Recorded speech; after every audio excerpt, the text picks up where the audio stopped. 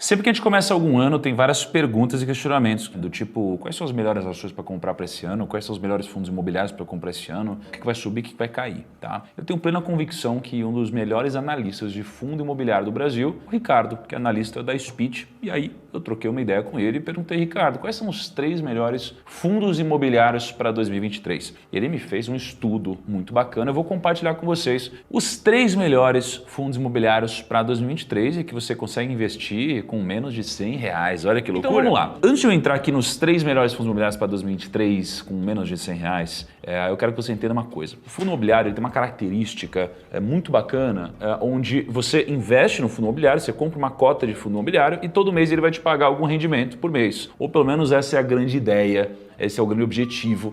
A ideia é que entre todo mês um dinheirinho na sua conta e você pega essa grana e use para comprar novas cotas. O que acontece? Se você compra uma cota de fundo imobiliário por R$100 e esse fundo imobiliário te paga R$1 por mês, esse R$1 vai ficar na conta, porque você não vai poder fazer nada com ele. Então o investidor ele tem quase que uma barreira até o momento que ele atinge 100 cotas. Porque quando ele tem 100 cotas de R$100, ele vai ganhar R$100 de dividendos por mês. Então, a partir desse momento, o investimento dele se torna exponencial, porque a cada mês que passa, ele consegue comprar uma cota a mais. E aí o investimento dele começa a pagar cada vez mais mensalmente. Isso daqui é o que a gente chama de Magic Number. Quando você atinge um Magic Number, o seu investimento em fundo imobiliário se torna exponencial. É isso que você tem que buscar. Eu vou calcular para você o Magic Number de cada uma dessas 3 opções de fundo imobiliário, tá bom? Como que você calcula o Magic Number? Com essa fórmula que está aí na tela, caso você precise. KNCR11, Kinea Rendimentos Imobiliários, Fundo de Investimento Imobiliário, FII. O que é esse fundo imobiliário? Ele é um fundo imobiliário, para começar, a ser negociado ali a R$ 97,60.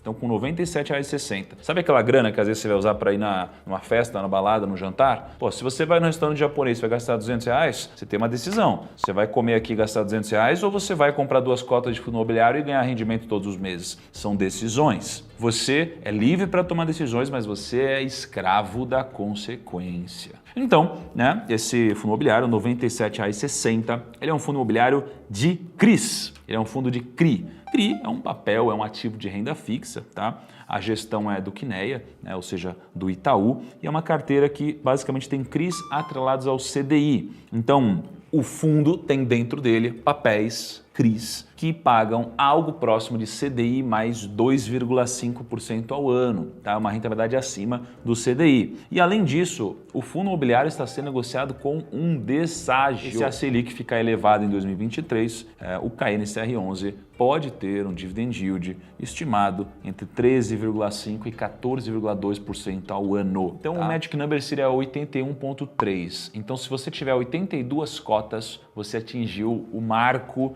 da exponencialidade nos fundos imobiliários em KNCR. Vamos então para a segunda opção aqui do Ricardo. A segunda opção seria CPTS11. CPTS11 é um fundo imobiliário, obviamente, que tem também CRI, gerido pela Capitânia, é uma gestora super respeitada, a gente já gravou com eles aqui no Grupo Primo, lá atrás, quando eu era assessor de investimentos, eu distribuía fundos da Capitânia. E esse fundo imobiliário ele é formado por 70% de CRI, só que esses CRIs, ao invés de serem atrelados ao CDI, eles são atrelados à inflação. Então eles pagam IPCA mais alguma coisa. E 26% da parcela do caixa desse CRI está em caixa.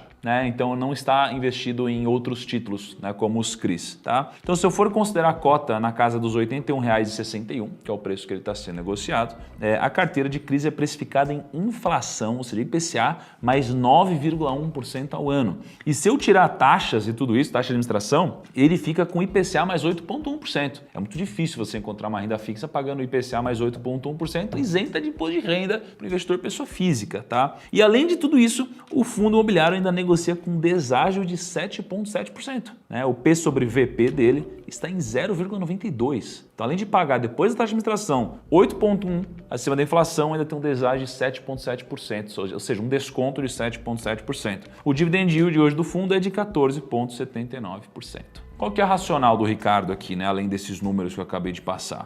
é que os meses de deflação, eles geralmente prejudicam os fundos imobiliários de CRI, né, como foi o caso desse fundo imobiliário. E o IPCA do último Boletim Focus está projetando um IPCA acumulado em 2023 na casa dos 5,3%. Qual que é o resultado disso? Renda de dividendos mais ganho de capital por conta do deságio do fundo. Ele está com deságio alto. E a terceira opção aqui, a cereja do bolo, né, que o Ricardo coloca para gente, é o PVBI 11. O que é o PVBI 11? Ele é um pouquinho diferente, não é um fundo imobiliário de papéis, como os que eu citei antes. Ele é um fundo imobiliário de escritório. Tá, então imagina que ele é dono de vários escritórios por várias regiões nobres e muito interessantes. A gestão é do VBI. Eles têm um portfólio AAA. O que é um portfólio AAA? É um portfólio, né, de empreendimentos de alto padrão. O fundo imobiliário hoje está sendo negociado a R$ 88,18. Ele está sendo negociado com um deságio super alto. O P sobre VP dele está 0,87. Só que ele vendeu um ativo dele por um preço muito mais alto do que isso, então talvez o deságio esteja maior ainda. O dividend yield hoje do fundo ele não é tão alto quanto os que eu citei anteriormente, é um dividend yield ali de 7,52% ao ano. Se for comparar com o CDI, não é a maior coisa do mundo, mas se você for considerar o preço que os imóveis estão sendo negociados,